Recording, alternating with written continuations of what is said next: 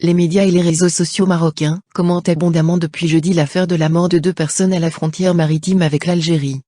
Plusieurs zones d'ombre persistent toutefois et jettent le doute sur la version que l'on veut accréditer du côté du royaume. Ni l'Algérie ni le Maroc n'ont réagi officiellement. Le parquet marocain a annoncé vendredi l'ouverture d'une enquête sur les circonstances du décès d'un franco-marocain et d'un Marocain après la découverte du cadavre du deuxième gisant sur la plage de Saïdia. Les accusations portées contre les gardes-côtes algériens reposent sur le seul témoignage du frère de l'une des victimes, qui affirme avoir lui-même échappé aux tirs des militaires algériens. Selon le témoignage de Mohamed Kessi, un franco-marocain, l'affaire remonte au mardi 29 août lorsque 4 jeunes partis de la station balnéaire de Saïdia, Maroc, se sont égarés la nuit en jet-ski et se sont retrouvés dans les eaux territoriales algériennes.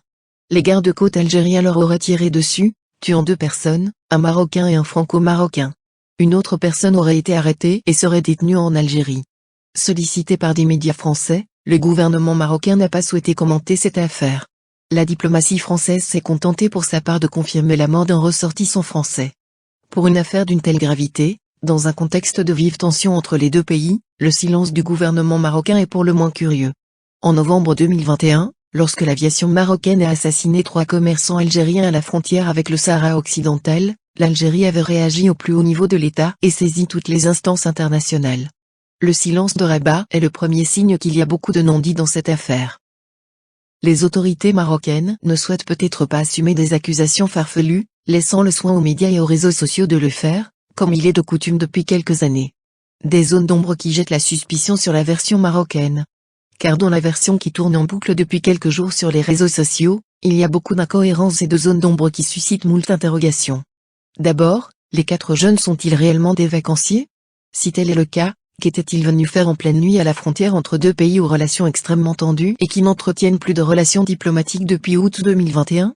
À supposer qu'ils soient réellement des vestivants, il est difficile de croire qu'aucun des 4 jet-skis ne soit muni de GPS comme le soutient le rescapé.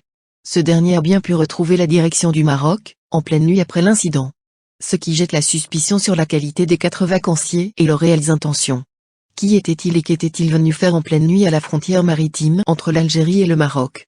Vu le contexte politique actuel, la prolifération du trafic de drogue et des traversées clandestines dans la zone, les gardes-côtes algériens se devaient de ne pas baisser la garde, d'autant plus que les jet-skis sont de plus en plus utilisés dans les trafics en tout genre et même dans les attaques militaires et terroristes.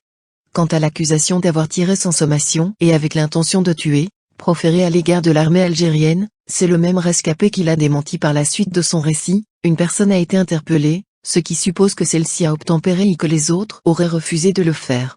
Le silence de Rabat et toutes ces incohérences criantes laissent penser que la vérité n'a pas été dite sur cette affaire et que l'on est devant une énième opération destinée à alimenter la stratégie de la tension permanente avec l'Algérie.